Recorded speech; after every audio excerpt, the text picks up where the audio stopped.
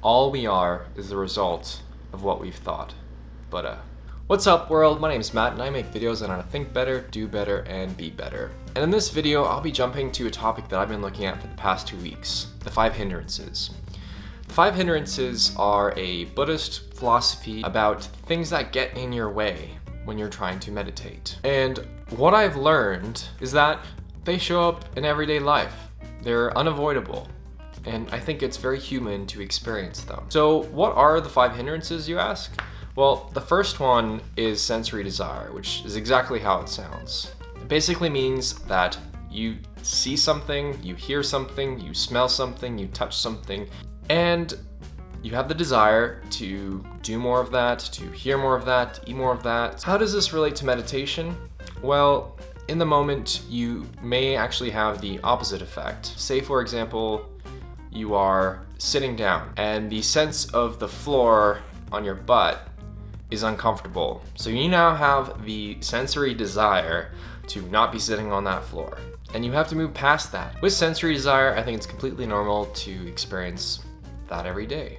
After all, that's how we're experiencing a reality. And the body is providing signals to influence our behavior. We want to be mindful of the senses and the desires they elicit so we're not mindlessly giving into them. For example, when you're hungry, what do you reach for? Do you reach for the quickest and easiest snack that might not be healthy, or do you make something that will take a little longer? What's driving your behavior? The way to overcome this, I think, is to transcend your senses and not be stupefied by them. When you're stupefied by your senses, you're not thinking clearly. So I can speak to the fact that when I'm really hungry and I'm in the grocery store, that's not a good idea, because I'm gonna find anything and everything that looks good and I'm gonna buy it. I have been stupefied. In meditation, you can move past your sensory desire through closing your eyes and focusing your attention inwards or on your breath. You can in a way switch off the senses of your body and move past that. You can't do that going through day-to-day life. You need your senses working. They keep you around, they keep you alive, they serve a purpose. So turning off your senses is not an option. However, I think the way around this is not to turn off your senses, but to actually turn up the volume on them and listen to them and understand them, where they're coming from. By turning up the volume, you can start to be mindful of what is causing these desires to happen when you sense something. And you can start to make connections between things so you can make more mindful actions. So when I see something tasty in the store and I have the desire to buy it because I'm hungry and I'm turning up that volume, I'm understanding this is causing that, and then what I do with it is up to me. Because what tends to happen is when you have these desires, you turn down the volume.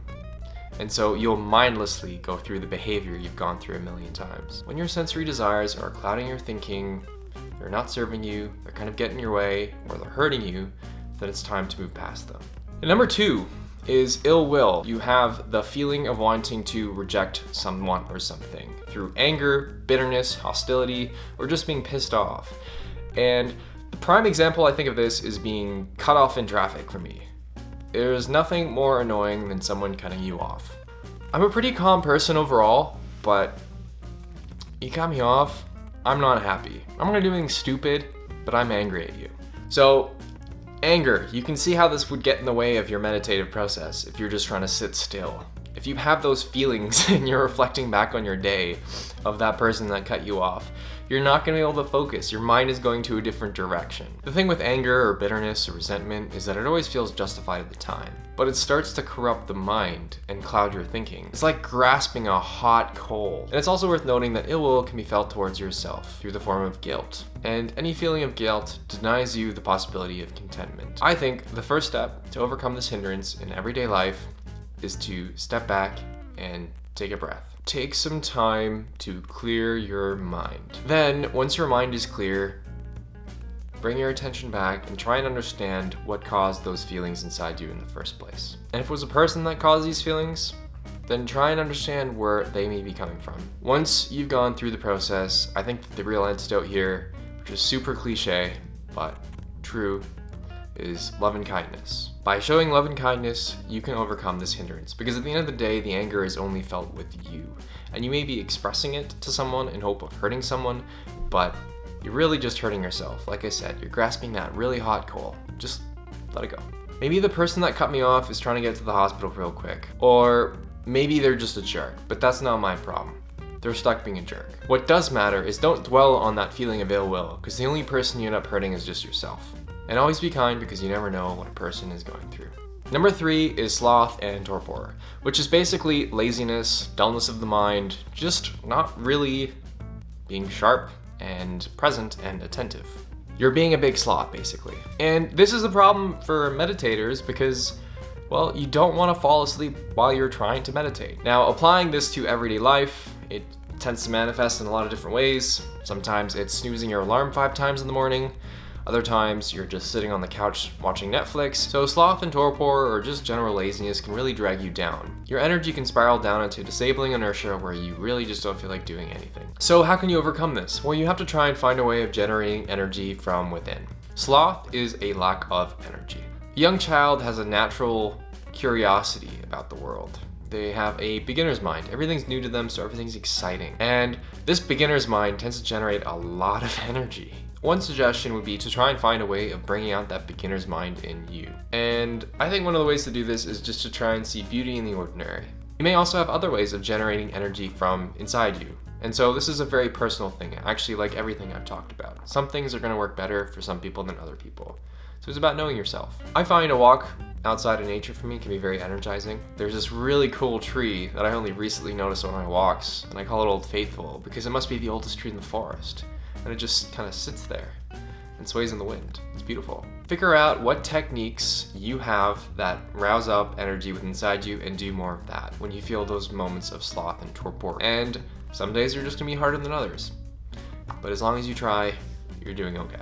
With that, let's jump into 4, which is restlessness and anxiousness or worry. It's when your mind or body can't settle. Usually, when it comes to a meditative practice, this can be in the sense of your mind racing from different areas. They like to call this monkey mind. I think I have a bit of a monkey mind sometimes when I swing from branch to branch. There's some restlessness inside you that you have to work through. And how can this manifest in your daily life?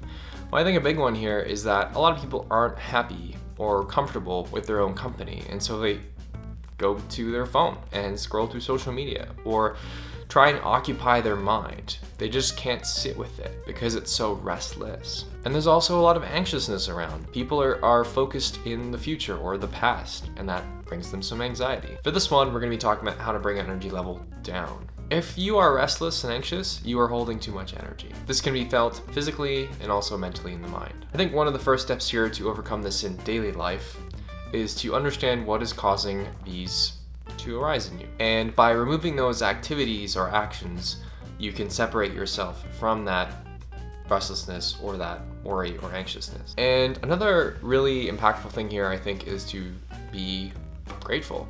Show gratitude and appreciation. Rather than finding faults in things, look for ways to be thankful for them. So practice thinking about what you're grateful for and show that appreciation. Finally, your mind will settle if you're patient and sit with it for a while.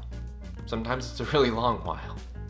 And I think in some ways it's a skill that you have to practice. While you're sitting with yourself, it's helpful to try and focus on the present. Every time your focus drifts to the past or the future, you're gonna wanna bring it back to the present. But don't force it into a different state, just gently guide it back over. And I think when it comes to restlessness and worry and anxiousness is that you don't have to believe every thought you have in your head. So sometimes with worry, speaking for myself, that you're worrying about things in the future that will probably never happen.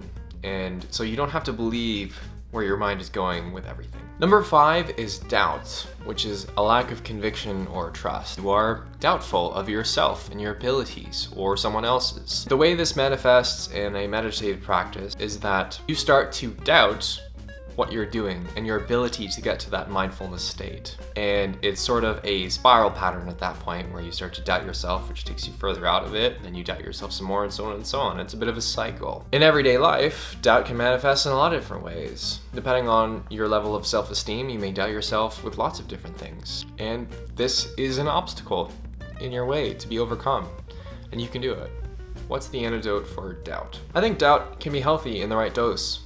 We all doubt certain things. It's important, especially in a world with a lot of information. We have to learn what to doubt and what to not doubt and what's true. However, There's a time when doubt starts to become a hindrance and actually hurt you, and it's important to figure out where that line is for yourself. Doubt tends to manifest in the form of questions that undermine something. The feeling of doubt can be towards others or yourself. And when it comes to yourself, you may be asking questions like, can I really do this? Or is this the right way? And the way to overcome doubt can be through clear instructions or a roadmap. Having a mentor to guide you that's been there can be helpful. And if you're doubting others, review the evidence based on their actions and see how they align, and then make your decision from there. And in summary, really, the way out of doubt is to ask questions, read, find a mentor, a roadmap, something that's gonna help show you the way, and trust yourself. So I've just named you the 5 hindrances, and as you can tell, they all relate to the mind in some way, and also the mind-body connection. And what I wanted to say, after going through these 5 hindrances, is that I'm also not an expert or professional when it comes to mental health, psychology, things like that. So if you are experiencing any of these 5 hindrances to the extreme and you think you may need some help, then please seek it out. And I think it's really important to do so. Just like how we seek out help from a physical therapist when it comes to our body, we should seek out help from a mental therapist in any form when it comes to our mind. Alright, that's the video. Thanks for watching. I hope you learned something, and if you'd like to learn a little more, there is an article I wrote down below there. And tell me in the comments, what is your biggest hindrance? And as always, I appreciate you.